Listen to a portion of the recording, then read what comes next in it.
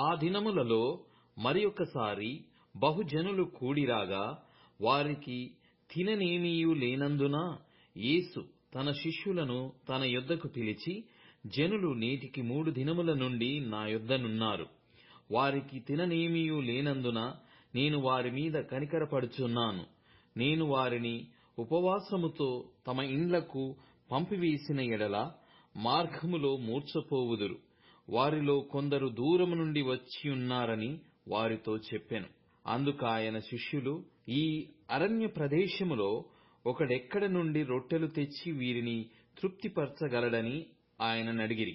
ఆయన, మీ యొద్ద ఎన్ని రొట్టెలున్నవని వారినడగగా వారు 7 అనిరి.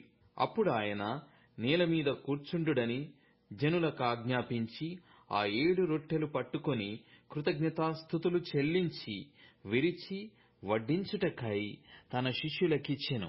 వారు జనసమూహమునకు వడ్డించిరి. కొన్ని చిన్న చేపలు కూడా వారి యొద్ద నుండగా ఆయన ఆశీర్వదించి వాటిని కూడా వడ్డించుడని చెప్పెను. వారు భోజనము చేసి తృప్తి పొందిన మీదట మిగిలిన ముక్కలు 7 గంపల నిండా ఎత్తిరి. భోజనము చేసిన వారు ఇంచుమించు 4000 మంది. వారిని పంపివేసిన వెంటనే ఆయన తన శిష్యులతో కూడా దోణి ఎక్కి దల్మానుతా ప్రాంతములకు వచ్చెను. అంతట పరిసయ్యులు వచ్చి ఆయనను శోధించుచు ఆకాశము నుండి ఒక సూచక క్రియను చూపమని ఆయననడిగి ఆయనతో తర్కింపసాగిరి. ఆయన ఆత్మయందు పెద్ద నిట్టూర్పు విడిచి, ఈ తరము వారు ఎందుకు సూచక క్రియ నడుగుచున్నారు? ఈ తరమునకు ఏ సూచక క్రియయు ననుగ్రహింపబడదని నిశ్చయముగా మీతో చెప్పుచున్నానని చెప్పి వారిని విడిచి మరల దోణి ఎక్కి అద్దరికి పోయెను. వారు తినుటకు రొట్టెలు తెచ్చుటకు మరచిరి. దోణిలో వారి యొద్ద ఒక్క రొట్టె తప్ప మరేమియూ లేకపోయెను. ఆయన చూచుకొనుడి, పరిసయ్యులు పులిసిన పిండిని గూర్చియు హేరోదు పులిసిన పిండిని గూర్చియు జాగ్రత్తపడుడని వారిని హెచ్చరింపగా, వారు తమ యొద్ద రొట్టెలు లేవేయని తమలో తాము ఆలోచించుకొనిరి. యేసు అది ఎరిగి, మన యొద్ద రొట్టెలు లేవేయని మీరెందుకు ఆలోచించుకొనుచున్నారు? మీరింకనూ గ్రహింపలేదా? వివేచింపలేదా? మీరు కఠిన హృదయము గలవారై ఉన్నారా? మీరు కన్నులుండియూ చూడరా? చెవులుండియూ వినరా? జ్ఞాపకము చేసుకొనరా? నేను ఆ 5000 మందికి 5 రొట్టెలు విరిచి పంచిపెట్టినప్పుడు మీరు ముక్కలు ఎన్ని గంపల నిండా ఎత్తితిరని వారినడిగెను. వారు 12 అని ఆయనతో చెప్పిరి. ఆ 4000 మందికి 7 రొట్టెలు నేను విరిచి పంచిపెట్టినప్పుడు ముక్కలు ఎన్ని గంపల నిండా ఎత్తితిరని ఆయనను అడగగా వారు 7 అనిరి. అందుకాయన, మీరింకనూ గ్రహింపకున్నారా అని అనెను. అంతలో వారు బెత్సయిదాకు వచ్చిరి. అప్పుడు అక్కడి వారు ఆయన యొద్దకు ఒక గ్రుడ్డివాని తోడుకొని వచ్చి వాని ముట్టవలెనని ఆయనను వేడుకొనిరి.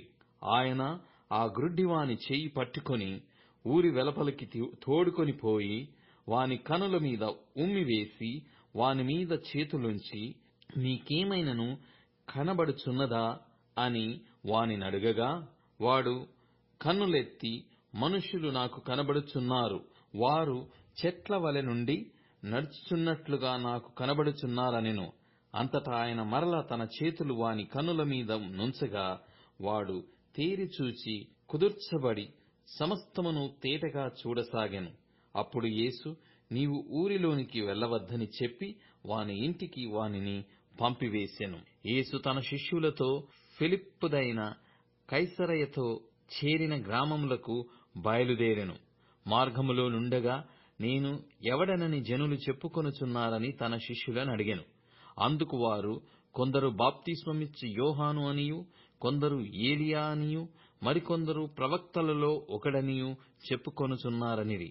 అందుకాయన, మీరైతే నేను ఎవడని చెప్పుచున్నారని వారినడగగా, పేతురు, నీవు క్రీస్తువని ఆయనతో చెప్పెను. అప్పుడు తన్ను గూర్చిన ఈ సంగతి ఎవనితోనూ చెప్పవద్దని ఆయన వారికి ఖండితముగా చెప్పెను. మరియు మనుష్య కుమారుడు అనేక హింసలు పొంది పెద్దల చేతను, ప్రధాన యాజకుల చేతను, శాస్త్రుల చేతను ఉపేక్షింపబడి చంపబడి 3 దినములైన తరువాత లేచుట అగత్యమని ఆయన వారికి బోధింపనారంభించెను. ఆయన ఈ మాట బహిరంగముగా చెప్పెను. పేతురు ఆయన చేయి పట్టుకొని ఆయనను గద్దింపసాగెను.